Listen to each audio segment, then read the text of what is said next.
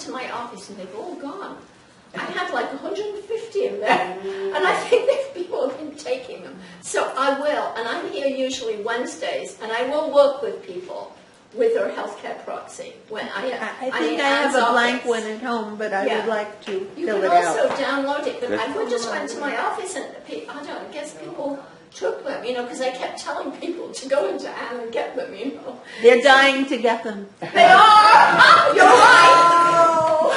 They are! It's true! What can I tell you? I've chosen not to, and I'll tell you real quick why.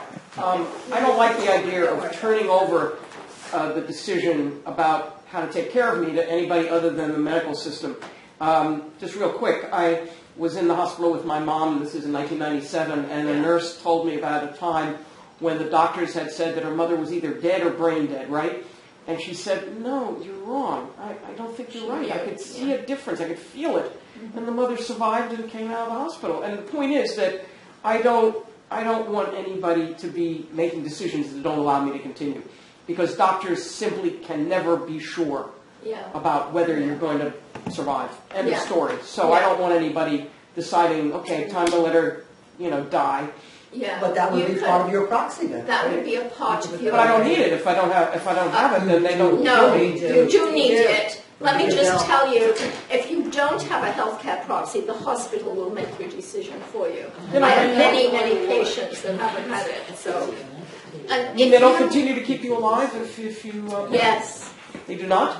They will continue to keep you alive. Right, well that's okay with me. And that's what you want. But when you're not, you have to look at it. If you can't eat and you can't walk and you can't speak, none of those. That's my mother, and I took care of her for the last 5 years of her life. I gave her baby aspirin in the last 6 months, and her communication level went up 100 times. That's wonderful. And I had her on a feeding tube for 7 years. Not the kind that it's attached to a machine, a barred button. Nobody would have known she was on a feeding tube. So there are other ways to get around That's those real situations. right. No, just very good. Good. Okay. And the baby aspirin had a risk of internal bleeding, so you had to be cautious, but it was dramatic how she changed. And it's something to do with getting the blood better to the part of the brain that's damaged. I think it's that's right. It's in the back of the brain. That's the part that's less damaged. I brought her home from the nursing home. I was fed up with the care. I took care of her myself for 5 years. Good for you. Good. Okay. I just wanted to go to Rosemary. She didn't get a chance. I didn't get a chance to talk. Yes. So when I saw Deaf Café here at Ethical Culture, I had a reaction similar to somebody else's. Am I reading it right? What? Deaf Café? So, I don't think I'm different from everybody else, but throughout my life, people have died, and somehow nobody really sort of dealt with it. People were dying along the way, and there wasn't a lot of recognition about it. And then once they were gone, nobody really talked about them very much. Something really, And so then, and then my family is all 20 years older than I am. And so I'm 75, so they're gone. But when they went, and traditionally, as I said, there wasn't a lot of attention. There wasn't a lot of attention to what happened, or talking about it, or honoring it, or. So I'm thinking, well, I'm a little bit adventurous, and I'm thinking, well, how am I going to now approach, the next 20 to 30 years? If I want to live to 110, I know I don't get to say, but still, how am I going to approach it? Death comes after that. Yeah. So this whole idea about being able to talk about it was so enlivening. Enlivening, right? Yeah. And that's really what got me going. Yeah. I think that my spirit changed just knowing that there's a Deaf Café. Oh! Wow. You see, this is what happened. Didn't even get to it yet. Yeah, that's right. Except that I'm happy that you're here tonight. Oh, but I just wanted to say. Yeah. People walk into the Deaf Café and they, I'm so glad we're doing this. There's a sigh of relief from person after person, So what I want to ask you, and we'll kind of go around, what do you like like about getting older? What do you like about getting older? What do you like about it? You know, I'm just beginning to realize because, you know, I've been a caretaker before I retired in 2009. Oh, I started in 2007, so the sister that died a year ago yesterday was my life. I even, you know, it was like I got our mail and credit cards, everything mixed up. So right now, and then the second oldest sister now has dementia. There's a lot of family dynamics. Getting older, I love the freedom. Every once in a while when I'm able to realize I don't have to get up. I don't have to go out. I don't have to get dressed. I don't have to bathe. I can get up and eat and go back to bed. And there's a whole list of things, to-do list. Sometimes I don't do them and nothing happens because I don't do them. And I go back to bed. So I'm enjoying the freedom of being older and almost not being responsible to anyone, you know, myself and God, but being, you know, in tune with people and not harming anybody else. Yeah. But I was happy to see the bucket list. I think I've been I have thinking a about the bucket list for everybody. for years, and I've never, you know, written it out. Good. So I'm just now transitioning from a lot of things, and I'm pretty much like you. I wasn't able to look at my sister when she died. The home attendants called me. I came over, you know, like the whole thing, and we had just gotten a what is it called? Her doctor had just came over. There are doctors that come to the house once a month. There's not hospice. It's not in-home hospice, but you get the do not resuscitate thing. I don't know what's it called. Yeah. And we had, you know, gotten that. So it was. She died of Parkinson's, so the whole body had shut down. And, you know, we had the suction machine and all of that. And she just called one day and said, you know, she was gone. So I couldn't see her. They came and took her out. And even at the funeral, I didn't go in to see. I just couldn't do that. I mean, why? Whatever. So I, in dying, you know, if I had to die today, I would regret not having traveled more than I have. I love to travel and just doing things that, just getting up and doing whatever you want to do. So that's what you love about getting older. Yeah. That's great. And being prepared for, so that I'm not a burden to anyone when I die. You know, everything in order. Everything is. Do you have it in order, or you're in the process? Everything is in order. You've got everything. Just the one thing right. I need to do. I actually want to, you know, meet with the two people who are counseling here on every other twice a week. I think with my you know, my body for science, or I want to be cremated, but I think they're organs that people need to work on and work with. It is an African American. There's not. Yeah. I don't know if there's not that many. Well, with the dementia, I was told there were like 2 or 3 medications, and they're for everybody, but different medicines work differently on different people, different cultures, different races, and there's not a whole lot of research on my race in different areas, how you know it works. It's almost like, you know, what do you do? So I want to get more involved in that aspect. Wonderful. Great. What do you love about getting older? It feels like an oxymoronic question. Because I'm dealing with one issue that is primary, which is that I never expected to live this long. I was diagnosed in 2000, and they said the average survival was 5 years. 2005, this is 2014, right? Wow. And so you can probably guess what I'm having trouble with, and that is that the good news is my private disability that I had smartly gotten. Some lover told me I should get private disability, and I said, oh, no. He said, you don't have a husband, you don't have kids, you got to get disability income, and thank goodness I did. And I had that. It was $3,700 a month. But the good news is I lived to age 66. The bad news is it canceled. So I'm only getting Social Security. I have a co-op that hopefully I'm going to get $1 million for, but it's taking longer than I thought to process the sale for a couple of reasons. And So I'm in that stage of having to borrow money, and I'm doing okay so far, borrowing it from friends. I couldn't get a reverse mortgage because they canceled them for co-ops about 2 years ago. Yeah, they did, yeah. So it's been a challenge that I wish I had prepared more for. I did not prepare well for the economics of being my age, for the reason I said, that 14 years ago I was facing dying, so I didn't think I'd live this long. That's not a good enough answer, but you know. Anyway, so that's the downside. I mean, the good news is that I've helped get rid of the death penalty in 7 states, so that's been a very satisfying. You've got to walk proud with that. I am. Yeah, I'm so grateful to you for that. Yeah, I testified at the hearings. I testified in New York, and the swing vote came down and gave me a hug after I testified. Oh, thank you And so you got to much. keep on going because it's more work. Oh, I know. So much work. But I got to work out my economics first before I can go traipsing off around the country again. Yeah, thank you for the work that you've done. It was very satisfying. Yeah, really. Yeah. I've been 100% against it since the Rosenberg execution.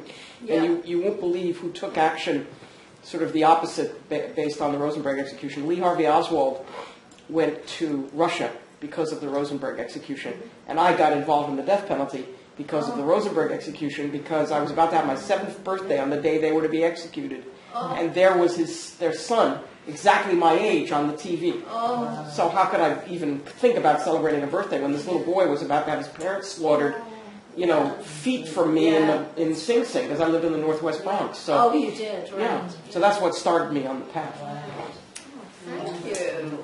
Boy, you've really done a lot. Thank you. It's been satisfying. And the brother that died in California, I'm happy to say that I finally convinced him to be against it very quickly and very suddenly. He thought that he didn't want to pay for the men to be in jail for the rest of their lives. And I said, you don't understand. The death penalty costs more. That's the death penalty costs more. He said, I didn't know that. All right, I'll vote for getting rid of it. And then he died 6 months later. So. Hey, thank you. Oh my gosh. Rob, do you want to... Yeah. Okay. There's this line in my life. What do you love? What? What do you love? What I love, yeah. So, I can come to that. This is a line in my life, what people expect from me and what I expect from myself. So I think I'm sliding more and more away from what people expect from me toward what I expect from myself. And that feels so much better. I'm working on it. It's not always easy. I go back and forth, but slowly I move to that part. And that's I think that has to do with getting older and I think it does. feeling better. Huh? I think it does. Yeah. It's like you're accepting yourself more. Yeah. Oh, thank you. Fran. Well, I haven't come to the full realization yet that I'm old. So That's all right. the other day, my daughter had her 46th birthday, and so she lives in Utah. So we spoke on the phone and whatever, and I said, well, it's incredible that you're 46. She said, what? I said, I'm only 50. How could you be 46?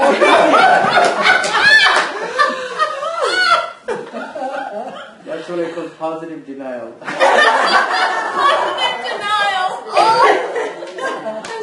I think that might be one of the reasons that I was attracted to the title Death Café. Yes, I mean, really. Yeah.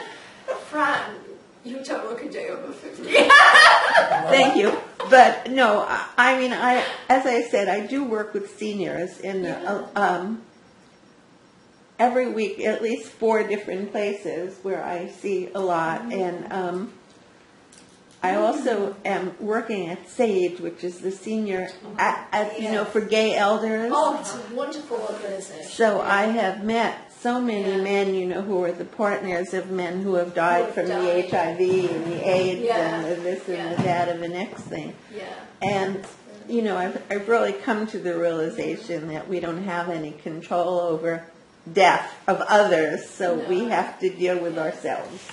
Yeah.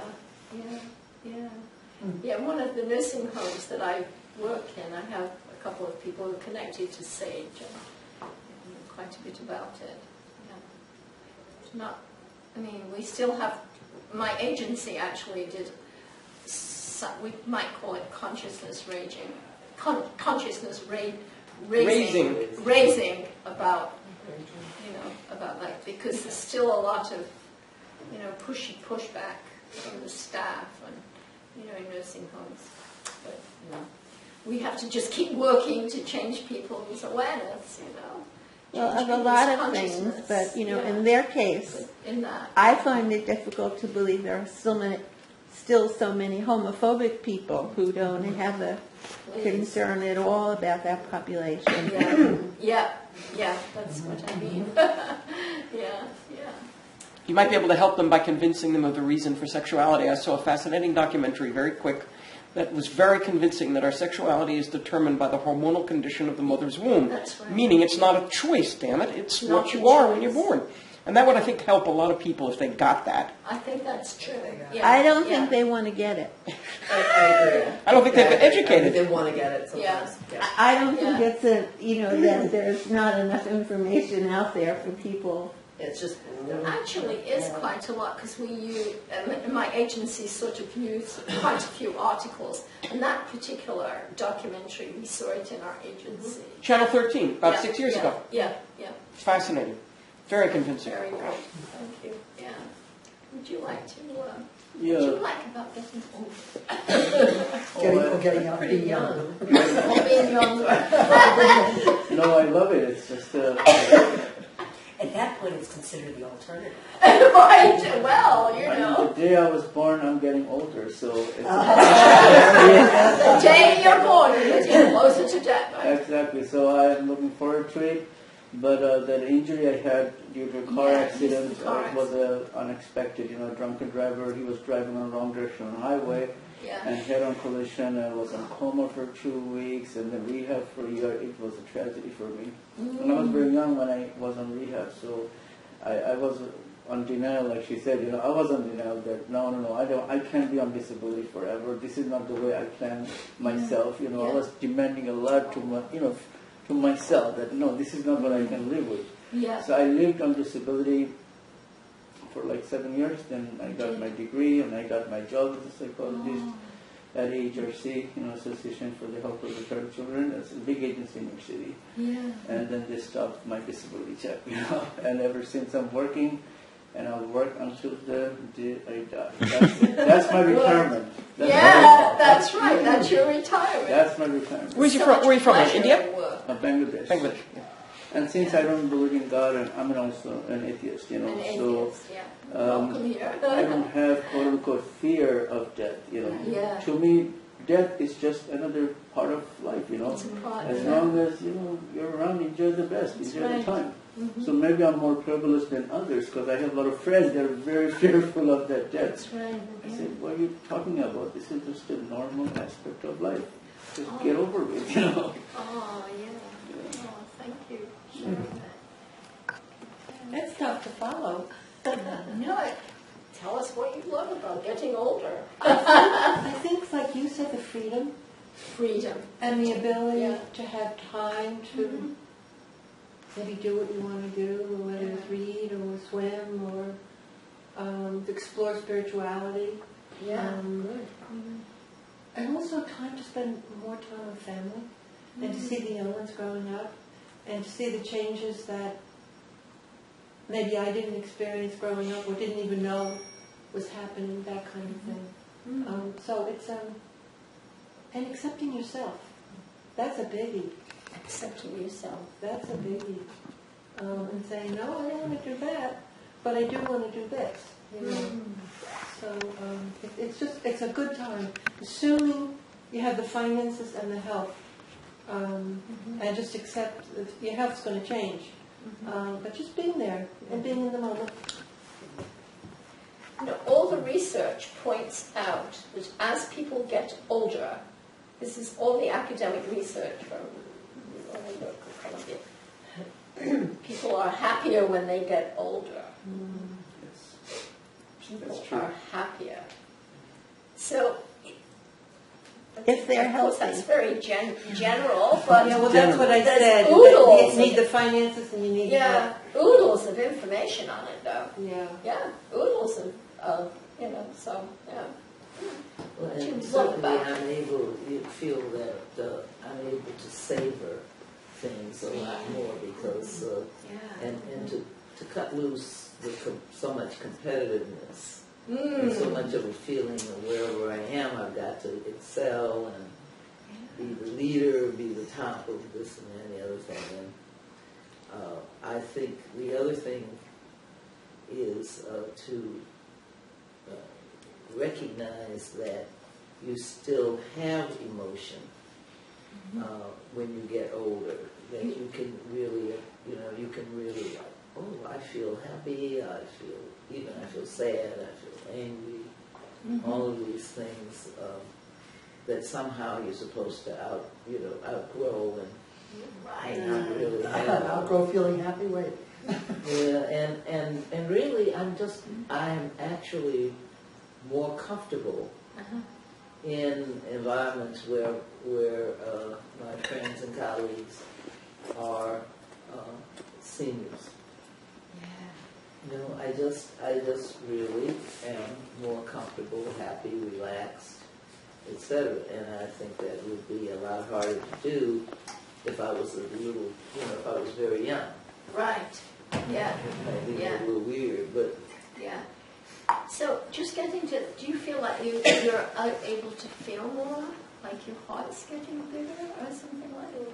She was saying about the emotion, because I feel I feel like I'm a person that the instant an emotion comes, I'm there saying, okay, what do I want to do with this? How am I going to control it? How am I going to use it? How can I, profit from it? I mean, I'm very much, and never, how can I savor it and really feel it? yeah. So you get And therefore I miss out on a lot. Yeah.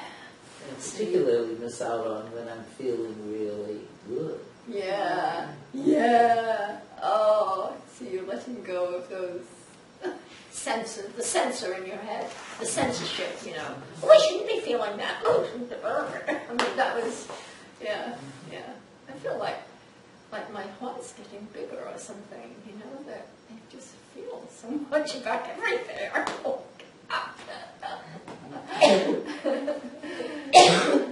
Is it that feeling that you just talked about because of we grow up and we are monitored by our parents. Yes. And then we work, we go to college, and the competitiveness in the job. Yeah. And all of a sudden, there's no time to think about who you are. Yeah, so now that you're retired, you're like, who am I? What do I really like? Yeah. And you were talking, reminded me, okay, maybe I really don't even know who I am, or what I like. I haven't had time. Yeah. And then the older family members get sick, and you have to take care of them. When is there time for you? Yeah. And now this is your time. So, It's a wonderful time of our lives. The heart gets bigger. Yeah, your heart gets bigger. Isn't that interesting? Yeah. Go ahead, Michelle. Well, I mean, older is relative in this room. I'm not retired. I'm in mid-swing and really working a lot. Good. That's good. But at the same time, given the population I work with, I feel like I'm forced to ask questions about mortality and what am I doing in my life.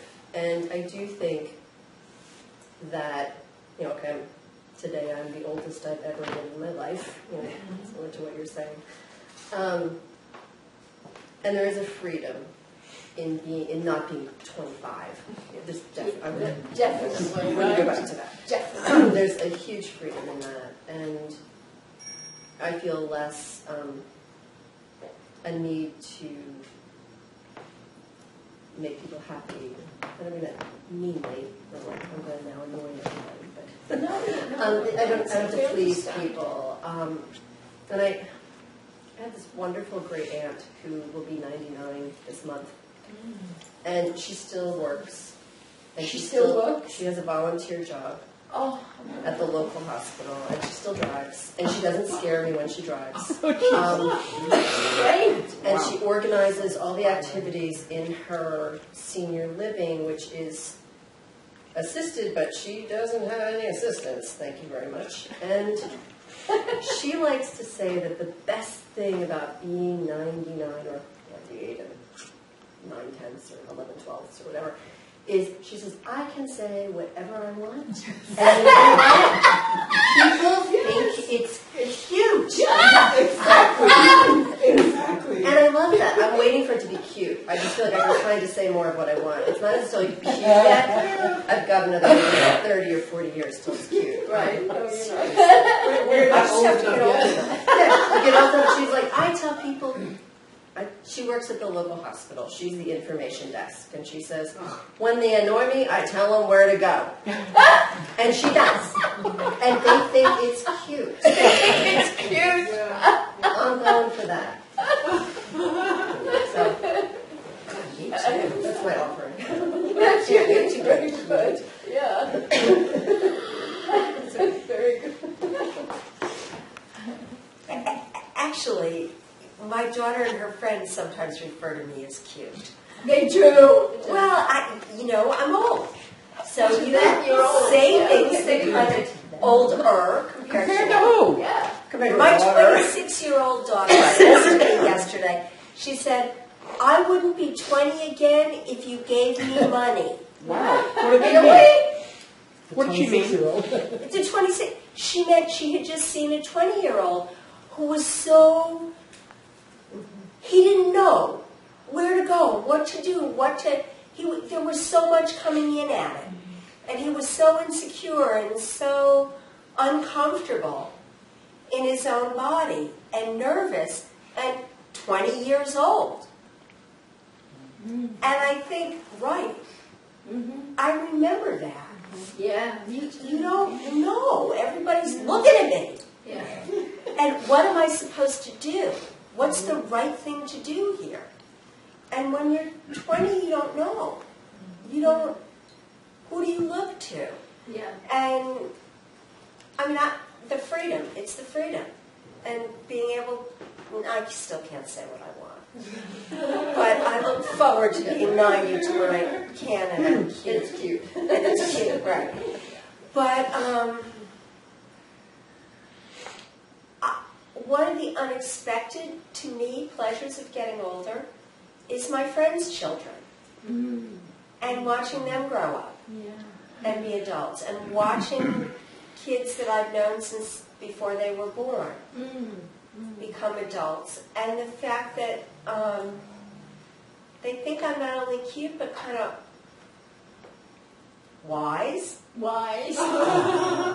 And that's an interesting thing, to think about being wise. Yeah. And to think about, all right, even if I'm not particularly wise or I'm not particularly smart, I've had experiences. Yeah. And I can say to them, well, this was my experience. Yeah.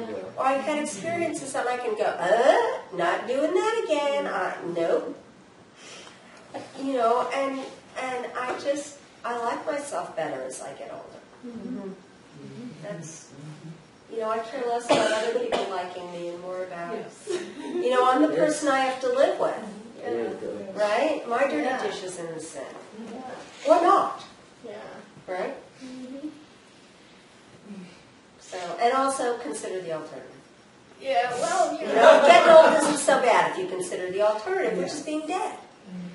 Right? Well, you do know. Either you're getting older or you're... Yeah. That's what you said. Either you're getting older or you're dead. No choice there. Which is a choice about happiness. Mm-hmm. That's what your choice is. Are you really going to allow yourself to go with them and see who, Right. That's for all of us. I'm not saying just you, but for all of us. I'm the person I have to live with. Yeah. I don't want to live with an unhappy person. Yeah. They call it gravity. Gravity has been chasing me the day I'm born and until the day I die. I'm fighting against gravity every single day. I go to the gym, I work out, and lose some weight. And when I lose some weight, I'm like flying, like I'm on weed, True. It's just a wonderful feeling, Yeah, it's really great. I'm fighting against gravity. My biggest enemy is my gravity. Gravity. Yes. Very interesting. Yes. That's what I'm fearful of. Nothing other than this.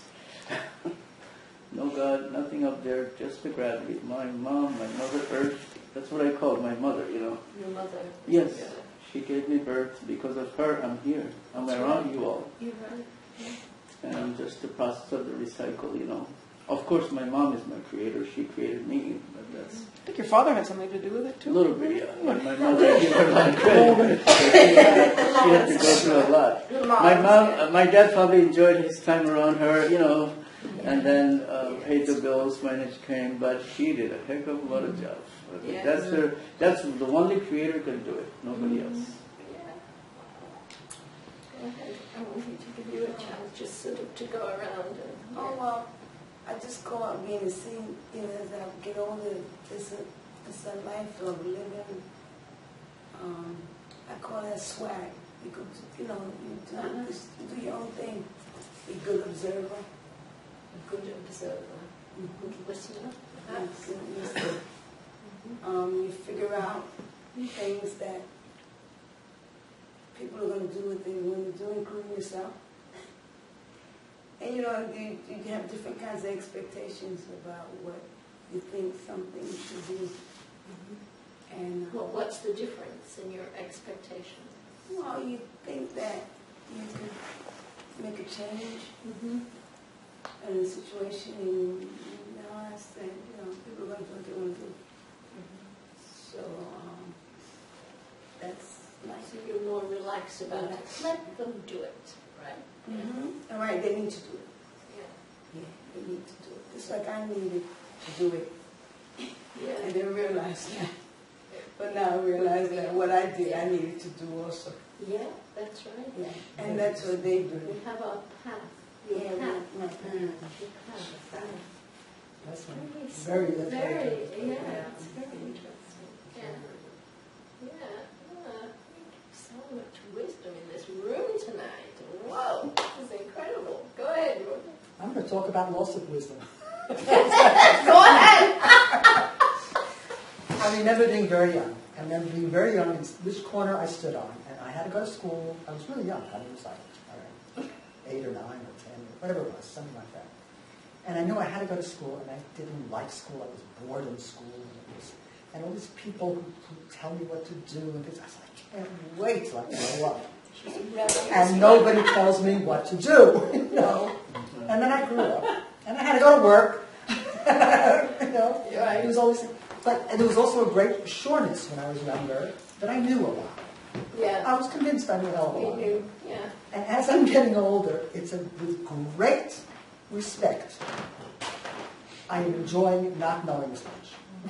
Oh, yeah. Really Yeah. enjoying that. There's so much to learn, and there's so much to be curious about, and there's so much to. So I'm literally enjoying this period. And like you, not to have to do anything is even better. But you know, and sometimes I don't. Sometimes today I thought I was going to have to. I said, I think it's too cold to go all the way downtown. I think I want to go downtown. I'm going to say, I'll come out for this instead. Or not. If I don't get to do it, I feel lower. I guess I didn't need to do it. This is downtown? Exactly. No, she was going someplace else. I have to go down to renew a license somewhere. It's a special license, but so I have to go all the way down to where the bull is. I'm going where. And 25 Beaver? DCA, Oh, yeah, sure. So I'm a sightseeing guide. It's one of the latest things I've done. So I've done a number of things in my life. It's a new thing, right? Yeah, I've done like 15 different things in my life, and it's one.